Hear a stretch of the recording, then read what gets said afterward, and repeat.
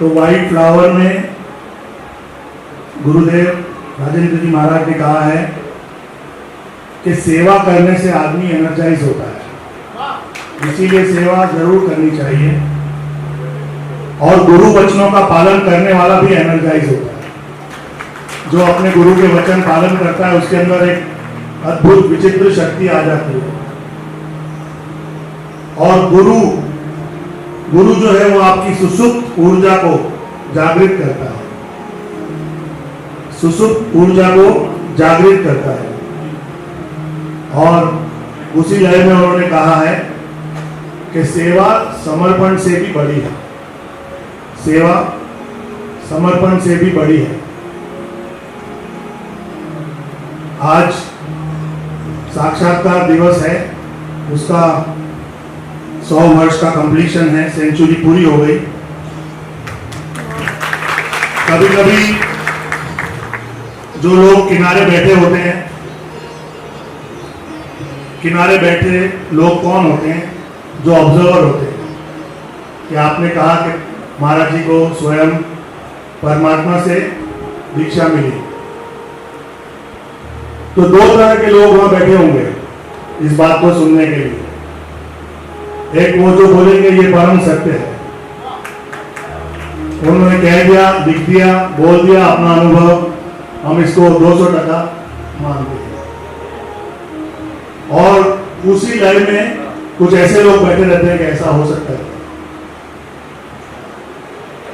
हर बात का एक और पहलू होता है। तो जैसे जब इस वक्त इन दिनों, पिछले दिनों गुरुजी हमें भागवत सुना रहे थे, तो उन्होंने हमें एक बात समझाई थी कि आप भक्त हो, आपको ये बात मानते थे। फिर अगर आप देखेंगे तो इसी प्रकार का साक्षात्कार नानक देव जी को भी हुआ है। उनकी हिस्ट्री में भी लिखा है कि उन्हें जो है नाम स्वयं परमात्मा से मिला। और एक और ऐसा अनुभव हमारे महाराष्ट्र में हुआ है, जो हमारे शिवाजी महाराज, प्रिय शिवाजी महाराज के जो बहुत परम संत, परम गुरु रहे हैं, समर्थ रामदास जी, उन्होंने भी ये बात कही है कि उनको भी परमात्मा का साक्षात्कार हुआ और वो बहुत बड़े राम प्रेमी रहे हैं। और आज भी पूरे महाराष्ट्र में उनको बहुत बड़े रूप से फॉलो किया जाता है।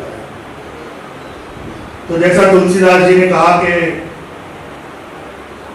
स्वयं गणेश जी और स्वयं मां सरस्वती भी पूरे रूप से, पूर्ण रूप से राम नाम की व्याख्या नहीं कर सकते। तो राम केवल एक्सपीरियंस किया जा सकता है। तो एक स्टेटमेंट यहां पर बनता है जो आप सुन लीजिए ध्यान से। Ram cannot be completely explained, Ram cannot be completely explained, but if the Guru blesses, if the Guru blesses, Ram can be completely experienced. फिर से बोलता हूं, Ram cannot be completely explained, but if Guru blesses, Ram can be completely experienced. हम आप बहुत सौभाग्यशाली हैं कि हमें ऐसे गुरु मिले हैं जिन्होंने हमें सिखा के, समझा के, और आज ये जो आपने फिल्म देखी उसके माध्यम से आपके लिए बहुत बड़ा जीवन में चांस इस बार क्रिएट कर दिया है गुरुजनों ने कि इस जन्म में आपका बेड़ा पार इन गुरुओं की कृपा से हो सकता है। आपको जो इन्होंने सिखाया, समझाया, जो दर्शन करवाया, उसे अपने जीवन में अपनाना है, पूरी तरह से अपनाना है, पूरे विश्वास के साथ अपनाना है और राम नाम के और गुरुजनों के भरोसे अपने आप को कर देना है। तो भजन सुनिए।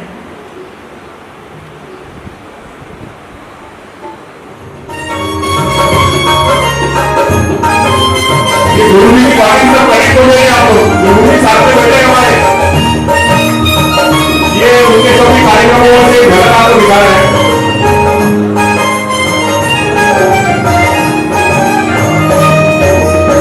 सतगुरु की मोहब्बत ने हमको ये सिखाया है, सतगुरु की मोहब्बत ने हमको ये सिखाया है, जीने का मजा सचमुच प्रेमी को आया है। जो तार समाचार हरिया होगे, हरिया होगे, हरिया होगे, हरिया होगे, प्रेम को फिर से लाओगे, प्रेम को फिर से लाओगे,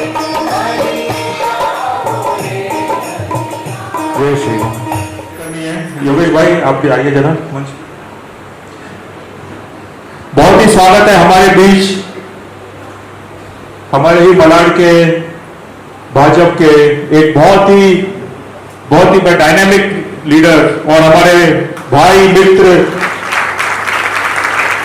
गुरु जी के शिष्य आज गुरु पूर्णिमा पे विशेष तौर पे हमारे पास आए हैं गुरु जी का आशीर्वाद लेने। बहुत बहुत स्वागत योगेश भाई, जोरदार तालियां।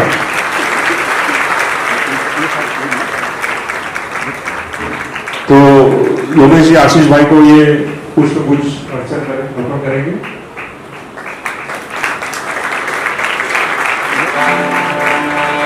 आगे आने वाले समय में निश्चित तौर पे आप मानिए कि हमारे एरिया की राजनीति में इनका बड़ा योगदान पहले से है, लेकिन ये और प्रबल रूप से जोरदार तालियां और जबकि सेवा का मौका मिलेगा हम सबको इनका साथ देना है, क्योंकि उसका बहुत कारण है।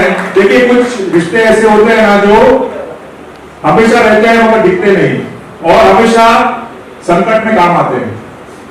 तो ये योगेश भाई हमें हमेशा जो भी तकलीफें आई है इन्होंने बहुत साथ दिया हमारा। ये बात मैं मन से कहना चाहता था, इसलिए आज कह रहा हूं। और अभी भी आइए यहाँ गए, अभी भी जैसे इनको पता चला, मुझे ये एक्चुअली किसी कार्यक्रम में मिल गए उस दिन, तो इन्होंने सुना तो बोले गुरु पूर्णिमा पे मैं दर्शन करने भी आऊंगा और गुरु जी की सेहत के लिए भी मैं ऐसे वक्त में जरूर आऊंगा। इसलिए बहुत बहुत धन्यवाद। और सभी भक्तों के लिए बहुत बहुत धन्यवाद। जैसा आपने शुरू में कहा, जिन्होंने मंत्र जाप करके, करोड़ों जाप करके गुरु जी की सेहत की कामना की, सभी डॉक्टरों का बहुत बहुत धन्यवाद। और अब हम लोग एक छोटा सा, हम आशीष भाई, दीदी और सब मिलके, सभी की इच्छा है कि गुरु जी के स्वास्थ्य के लिए कुछ ऐसा अच्छा काम करें तो दुनिया भी देखे और इसका लाभ भी हो। तो हमारी जो इतनी बड़ी संगत है, हम सोचते हैं कि एक ब्लड डोनेशन कैंप सभी ताकि उसमें योगदान दे अपना। प्रार्थनाएं और आशीर्वाद तो है हमारे साथ, मगर ये हमारा योगदान जो ब्लड के माध्यम से जाएगा, इससे बड़ी प्रार्थना भी नहीं हो सकती। और ये हमारी कोशिश होगी कि ये देश सेवा में ये रक्त जाए। कोशिश क्या जरूर होगी, मगर कुछ औपचारिकता होगी तो फिर उसका ऐलान करेंगे। इसीलिए मैं सर वहां आया था उस दिन, और दो शब्द आप कहेंगे। आदरणीय महाराज जी के सानिध्य में गुरुजन होते हैं, नहीं होते हैं, लेकिन हमारे मन में हमेशा होते हैं। आंख बंद करते ही गुरुदेव का दर्शन हो जाता है। और यहाँ तो लाइव आ रहे हैं, अभी तो टेक्नोलॉजी बहुत आगे चली गई है। जैसे महाभारत में संजय पूरा महाभारत दिखा रहा था, वैसे ही टेक्नोलॉजी आज कुछ भी कर सकती है। आज गुरु पूर्णिमा के दिन आप सभी गुरु भक्तों का, राम भक्तों का, धर्म भक्तों का मैं बहुत बहुत अभिनंदन करता हूँ, हृदय से शुभकामनाएं देता हूँ।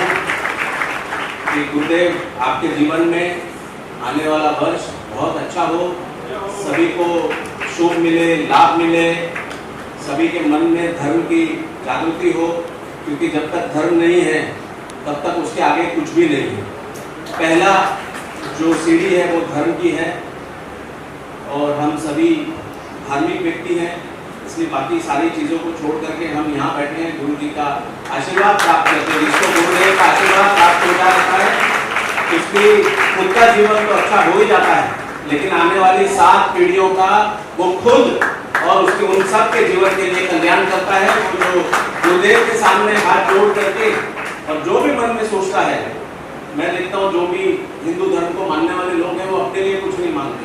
बाकी धर्म के लोग बोलते हैं भाई मैं मर जाऊँ तो बर्तन हो रहे मुझे दे देना तो मेरा जीवन कल्याण हो जाएगा, लेकिन जो हिंदू होता है वो अपने आगे की पीढ़ियों के बारे में ही सोचता है कि भगवान मेरा जीवन कैसा भी हो लेकिन आगे की पीढ़ी बहुत अच्छी हो, उनके जीवन में कोई तकलीफ कोई कष्ट न आए, इसी के लिए हर व्यक्ति और हाथ जोड़ करके गुरुजन को भगवान को और प्रार्थना करता है।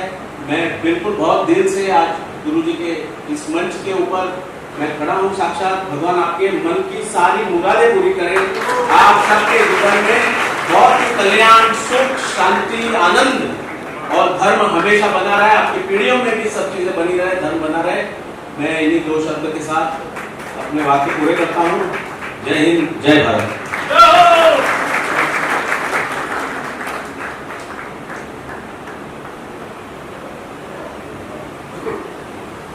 विनीत जी की बहुत इच्छा है कि रक्तदान का जिस दिन कार्यक्रम होगा उस दिन इससे भी बड़ी संख्या में लोग यहाँ पर आएंगे और अपने रक्त के कुछ बूंदें जिस किसी को आवश्यकता हो, पता नहीं किसका बहन हो, किसका भाई हो, किसका बेटा हो, किसका पिता हो, पता नहीं कौन अनजाना ऐसा व्यक्ति हो जो रक्त के न मिलने पे उसके जीवन को कोई हानि हो, हम सब लोग अपना कर्तव्य मान के आज गुरु पूजन के दिन इसका हम शपथ लेकर के यहाँ से जाएंगे कि हर व्यक्ति उस दिन यहाँ मौजूद करेगा।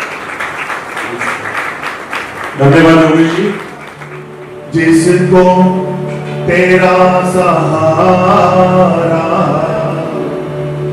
जिसको तेरा भरोसा, जिसको तेरा सहारा, जिसको तेरा भरोसा, जिसको तेरा सहारा,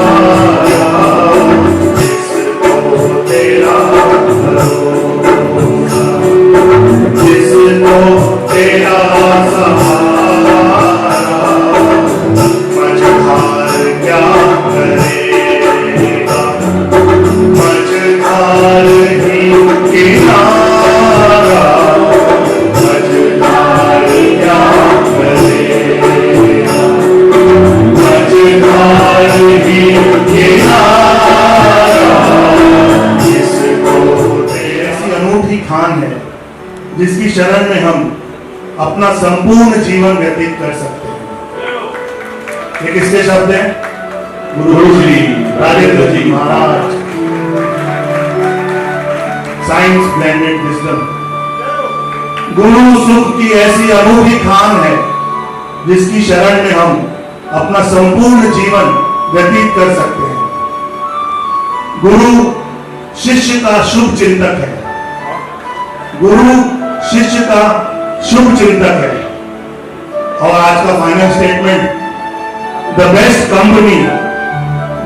company is that of a गुरु।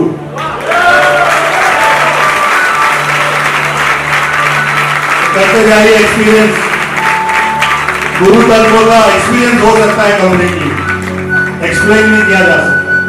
राम नाम का एक्सपीरियंस हो सकता है कंप्लीटली, एक्सप्लेन नहीं किया जा सकता। हम बहुत भाग्यशाली हैं, हमें एक्सपीरियंस मिलता जा रहा है, मिलता जा रहा है, मिलता जा रहा है, मिलता जा रहा है। एक दिन तो हम पहुंच ही जाएंगे। ये तो साक्षात्कार दिवस है। ये साइंटिस्ट लोग के जीवन में जब आता है तो उसे यूरेका मोमेंट कहते हैं, यूरेका मोमेंट। कि बहुत सालों से किसी चीज की खोज कर रहे थे और आज जाके उनको अचानक लेटे लेटे, खड़े खड़े, बैठे बैठे, गार्डन में बैठे बैठे, टब में नहाते नहाते स्ट्राइक हो गया, मिल गया। और कॉमन मैन की लाइफ में उसे मोमेंट ऑफ क्लैरिटी कहते हैं। जब आप बहुत परेशान हो जीवन में, यहाँ भटक लिए वहां भटक लिए, कई तरह के काम कर लिए, कई तरह के ऑप्शंस गिन लिए, फिर चलते चलते चलते चलते कहीं जाके एक मोमेंट ऑफ क्लैरिटी आता है कि आपको समझ में आ जाता है कि मैं अब ये हूं, मेरा जीवन अब ये है और मेरे आगे का रास्ता बस अब सिर्फ ये है। I really hope and I really pray कि अपने सबके जीवन में वो क्लैरिटी या तो आ चुकी है या आ जाए कि अपना रास्ता राम का नाम है और गुरु के चरण है, गुरु की पादुका का नमन है और इसके अलावा जो हो सो हो। जय श्री राम। प्रभु छूटने न जिसका भी हाथ पकड़े, प्रभु छूटने न दे। सिखों का एक बहुत बढ़िया भजन है, वहां चिनाती पकड़िए, वहां चिनाती पकड़िए, सिर दीजिए धर्म न छोड़ो। ऐसे शिष्य तो कोई कोई होते हैं पर प्रभु हमेशा ऐसे हाथ पकड़े, प्रभु छूटने न दे।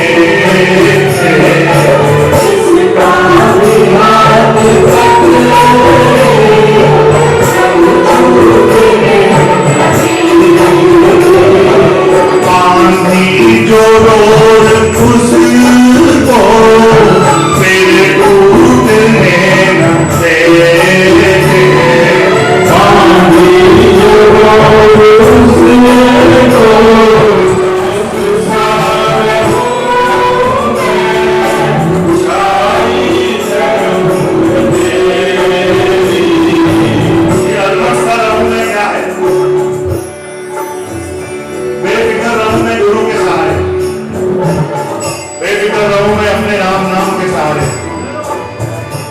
फिर से मैं कहूंगा, भक्ति प्रकाश में कहा है कि वन अटवी गिरी शिखर पर, वन अटवी गिरी शिखर पर और घोर विपद के बीच राम भरोसे मैं फिरूं निर्भय आंखें बीच। जय हो। अलमस्त सा रहूं मैं छाई तरुण के,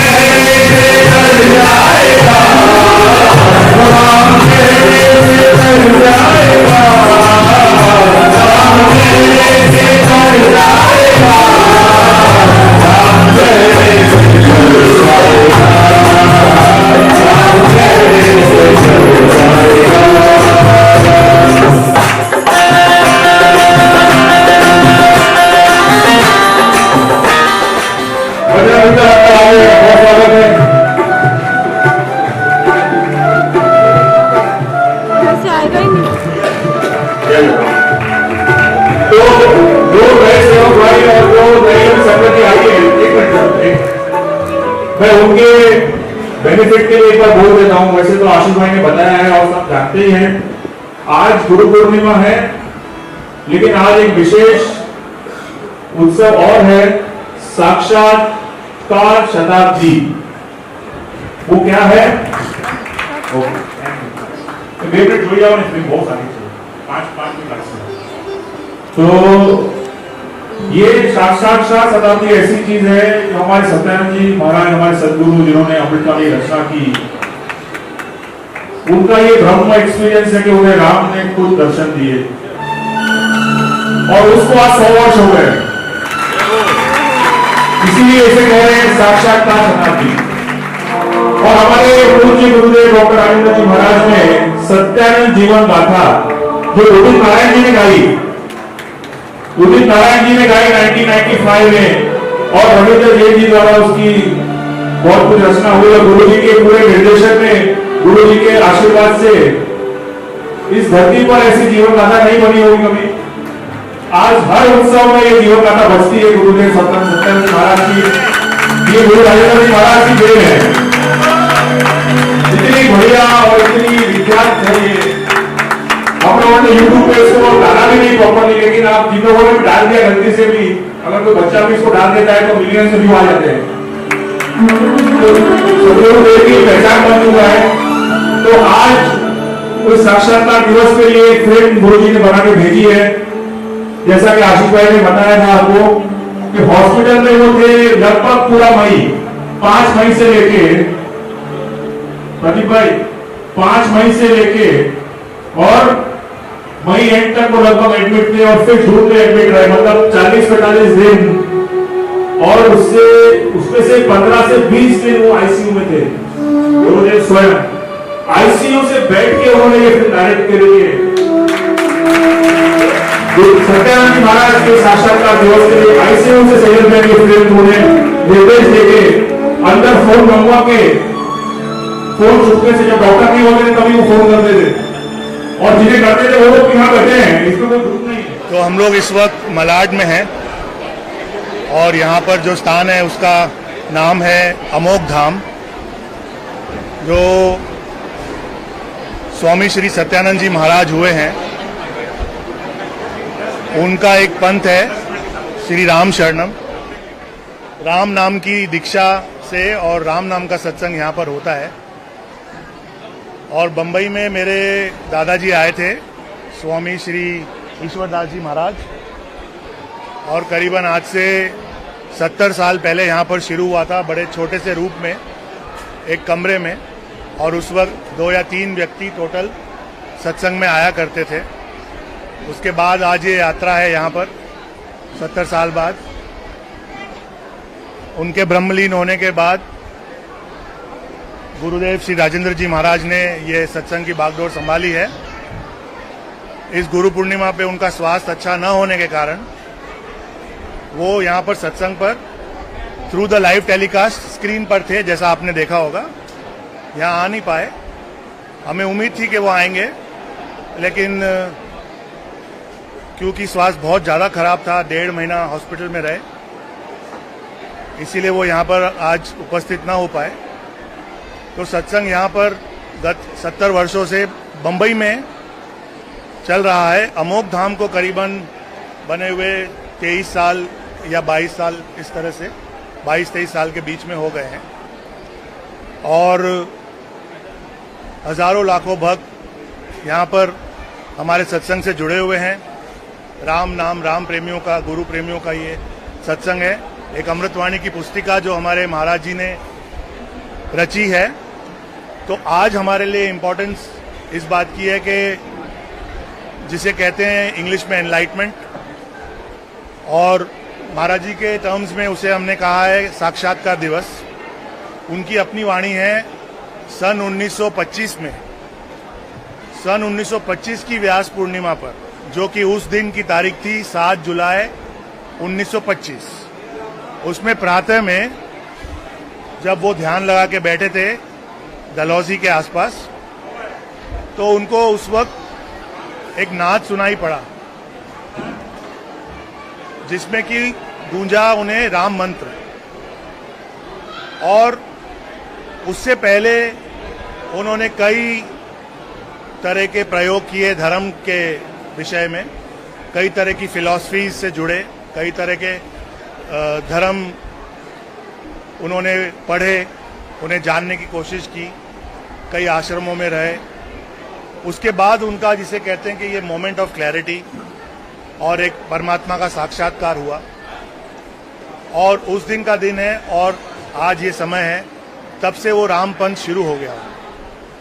एक इष्ट उनके बन गए राम, और राम नाम का उन्होंने पूरा उस जमाने में ज़्यादातर प्रचार उत्तर भारत में किया, और उसके बाद फिर ये प्रचार आज पूरे विश्व में होता है। उसके कुछ समय बाद उन्होंने एक रचना की जो कि अपने आप में एक महाकाव्य राम नाम पर माना जाता है, जिसका नाम है अमृतवाणी। बड़ी छोटी सी सरल सी पुस्तिका है, लेकिन हम भक्तों का ये मानना है कि उसमें जीवन का हर परिस्थिति का, हर प्रॉब्लम का, हर अच्छी बात का सल्यूशन है। वो ऐसी चीज है जो पैदा होने पर भी हम गाते हैं और किसी के गुजर जाने पर भी गाते हैं। उसी के अंदर सब कुछ समाया हुआ है, और राम नाम पर इससे अच्छा काव्य, इससे अच्छी रचना हम लोगों को कोई और नहीं लगती। तो उसी की मान्यता है। यहाँ पर हर संडे गुरुदेव के सानिध्य में सत्संग लगता है। इससे पहले हमारा सत्संग नडियाद वाला कॉलोनी में, जो एसवी रोड पर मलाड वेस्ट में है, वहाँ लगा करता था। कई साल लगा, फिर ये स्थान निर्माण हुआ, अब यहाँ लगता है। सभी आमंत्रित हैं, सभी आमंत्रित रहते हैं। जिसकी इच्छा करे भगवान का नाम का रस लेने की, गुरुओं का आशीर्वाद लेने की, तो यहाँ आ सकते हैं, आनंद ले सकते हैं। हाँ,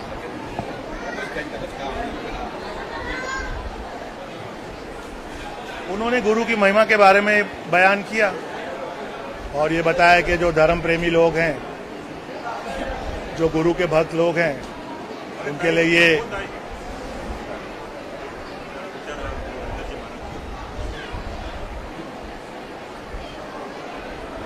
उस विषय में उन्होंने बताया।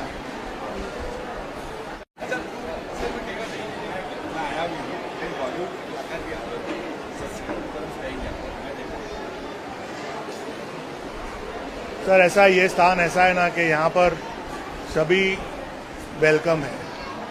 छोटे से छोटा आदमी, बड़े से बड़ा सुपरस्टार, सेलिब्रिटी और नॉन एंटिटी भी, गरीब से गरीब आदमी भी यहाँ वेलकम है। भगवान का दरबार है, इसमें ऐसा ही होना चाहिए मेरे हिसाब से कि देवाचे द्वारी कोणा ना बंदी, कोणा ना ला क्या बंदी। हाँ,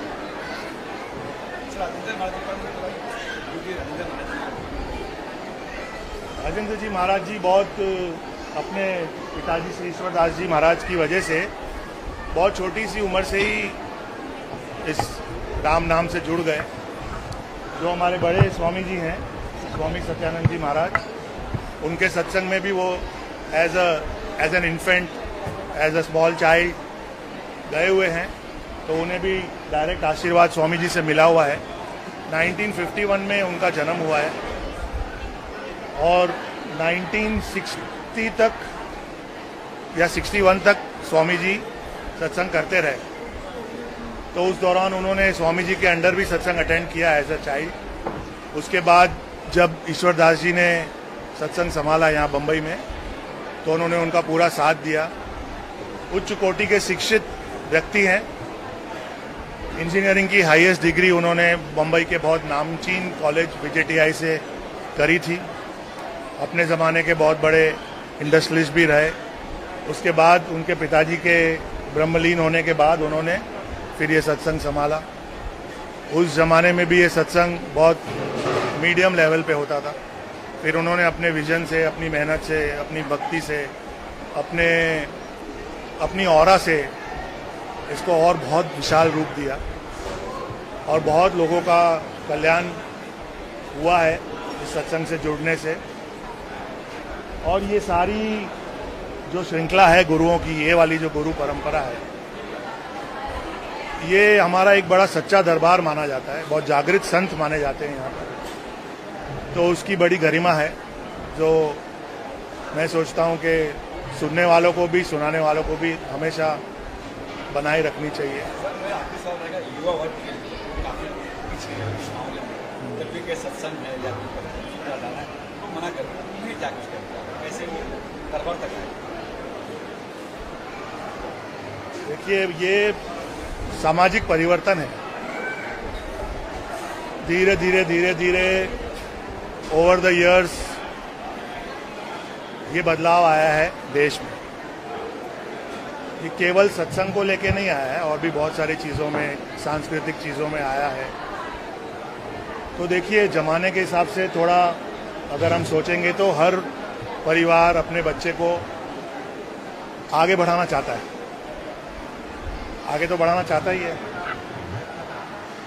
और बहुत ज़्यादा एजुकेशन, अब थोड़ा वेस्टर्न पैटर्न पे हम चल रहे हैं, और इंडिया की इकोनॉमी की ग्रोथ भी बहुत अच्छी हो रही है। कई देशों में हम अब अग्रसर हो गए हैं, मेरे ख्याल से अब तीसरी या चौथी पोजीशन तक इकोनॉमी तो आ गई है। तो वो भी कमाल युवाओं ही किया है, और कोई ज़माने में जो आज वृद्ध हो गए हैं उन्होंने किया, जब वो युवा थे वो करते आए। ये कंटिन्यूस प्रोसेस है। मेरा अपना खुद का ये एक्सपीरियंस है कि हम लोग भी अच्छे पढ़े लिखे मॉडर्न स्कूलों में, इंग्लिश मीडियम में पढ़े हुए हैं। एक पॉइंट ऑफ टाइम में लाइफ पे जब हम आते हैं तो हम लोगों को ये सब बातों से थोड़ा रिपल्शन होता है, क्योंकि हमें दूसरी चीज़ें ज़्यादा दिखती हैं, और वो एक नेचुरल कोर्स ऑफ एक्शन है।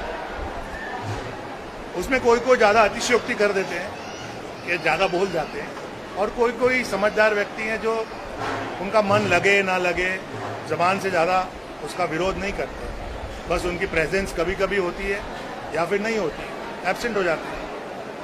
अब उसके अंदर ऐसा है कि आप चाहो तो मैं काफ़ी लंबा बोल सकता हूँ, क्योंकि ये विषय मैंने खुद एक्सपीरियंस किया, मैं भी उस पीरियड से निकला हूँ। तो एक पीरियड ऑफ बोर्डम होता है शुरू में, जब बात के ज्ञान से नहीं आप जुड़े हुए या उसके तथ्य से आपको इतना लेना देना नहीं है।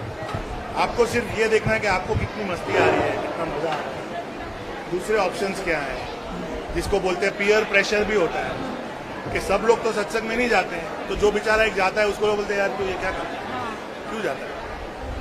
तो उसमें युवा से ज़्यादा उसके परिवार का रोल होता है, माँ बाप का रोल होता है, दादा दादी का रोल होता है, बड़े भाई बहन का रोल होता है कि उस बच्चे को थोड़ा एकदम एक साथ सारी डोज आप नहीं दे सकते, थोड़ा इससे टच में रखें।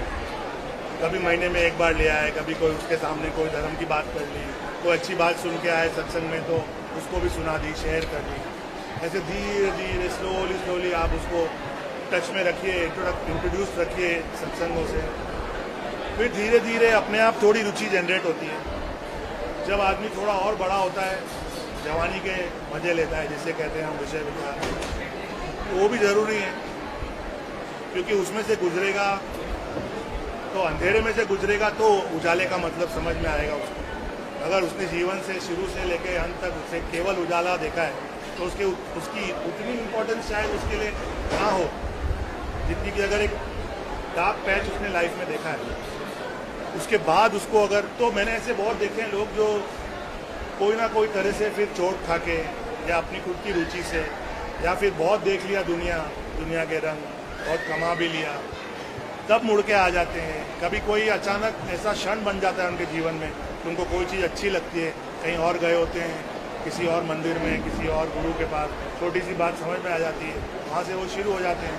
ऐसे बहुत युवा यहाँ पर हैं जो अब युवा नहीं है, 50 के हैं, 45 के हैं, जो बीच में गायब हो गए।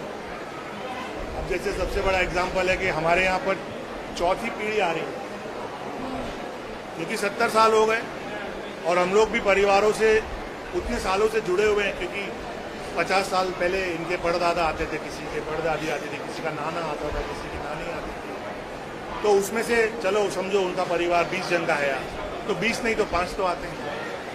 वो 5 तो वो वाले ना जो जुड़ गए, जिनको रुचि आ गई। पर वो हुआ किस वजह से? क्योंकि जब वो छोटे थे उनको किसी बाबा ने, नाना ने, किसी बाप ने, किसी माता जी ने अपने साथ ले आए, यहाँ बिठा दिया, गुरु जी से आशीर्वाद दिला दिया, बातचीत होती रही, लगन लगती रही, फिर उन्होंने शिविर अटेंड किए। तो टोटली रूल्ड आउट मैटर नहीं है कि युवा ने टोटली डिस्कार्ड कर दिया है, बल्कि अभी तो धर्म के प्रति लोगों की रुचि है। एक और प्रॉब्लम है कि बेचारा युवा कहीं जाता है तो उसे शायद वो उसके अंदर उतनी सच्चाई नज़र नहीं आती, पाखंड नज़र आता है, ढोंग नज़र आता है। बहुत से गलत एग्जाम्पल्स हैं हमारे बीच जिन्होंने इस पर भट्टा लगा दिया है, नाम भी खराब कर दिया है, और एक जनरल स्टेटमेंट देने के लिए बहुत अच्छा हो जाता है कि ये साधु संत तो सारे ऐसे ही ढोंगी हैं, चोर ही हैं। ये सवाल आ गया। हाँ, तो वो भी है, ऐसा तो नहीं है कि नहीं है। तो वो देखता है, वो देख के वो अपना पॉइंट ऑफ व्यू रखता है, वो अपना पॉइंट ऑफ व्यू रखता है, उसका एक परसेप्शन बन जाता है, फिर उसको उस बात से रिपल्शन हो जाता है, चिढ़ हो जाती है। पर फिर अगर कोई दिन अगर ईश्वर की कृपा है उस पर तो वो आ जाता है और आ ही जाएगा। मैंने ऐसा देखा है, हम लोग हिंदुस्तान में बड़े भावुक लोग हैं और हमारी संस्कृति बहुत गहरी है। तो ये छोटे मोटे 10-20 साल के रंग से ये परमानेंट राम का रंग निकलने वाला नहीं, ये कृष्ण का रंग, ये शिव का रंग, देवी का रंग, ये ऐसे निकलने वाला नहीं। थोड़े कुछ समय के लिए युवा प्रभावित हो सकता है, आना तो यहीं पड़ता है। Thank you.